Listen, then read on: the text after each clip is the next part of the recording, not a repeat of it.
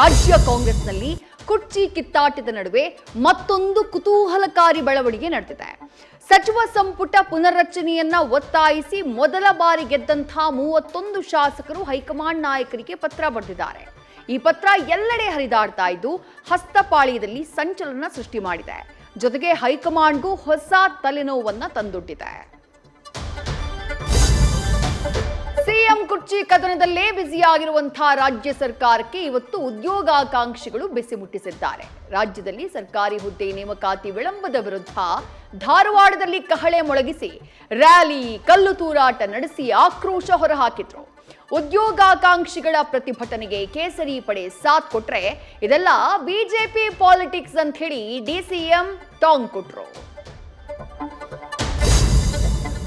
SSLC ವಿದ್ಯಾರ್ಥಿ ಹತ್ಯೆಯೊಂದಿಗೆ ಕೋಮು ಸೂಕ್ಷ್ಮ ಶಿವಮೊಗ್ಗದಲ್ಲಿ ಸುಪ್ತವಾಗಿದ್ದಂತಹ ಜ್ವಾಲಾಮುಖಿ ಸ್ಫೋಟಿಸಿದೆ. ಕಳೆದ ರಾತ್ರಿ ಅನ್ಯ ಕೋಮಿನ ಅಪ್ರಾಪ್ತರು ಸಂಕೇತ್ ಎಂಬಾತನನ್ನ ಹತ್ಯೆ ಮಾಡಿರುವ ಆರೋಪ ಕೇಳಿಬಂದಿದೆ. ಬೆಳೆದು ನಿಂತ ಮಗನನ್ನ ಕಳ್ಕೊಂಡ ಕುಟುಂಬಸ್ಥರ ಕ್ರಂದನ ಮುಗಿಲು ಮುಟ್ಟಿದೆ.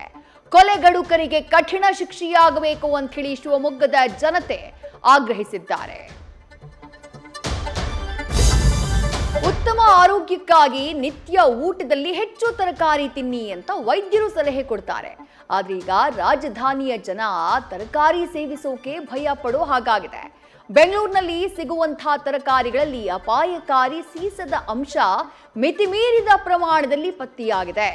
ವಿಧಾನಸಭೆಯಲ್ಲಿ ಸದ್ದು ಮಾಡಿದ್ದಂತಹ ನ್ಯೂಸ್ ಫಸ್ಟ್ನ ವರದಿಗೆ ಇದೀಗ ಪ್ರಬಲ ಸಾಕ್ಷ್ಯ ಸಿಕ್ಕಿದೆ.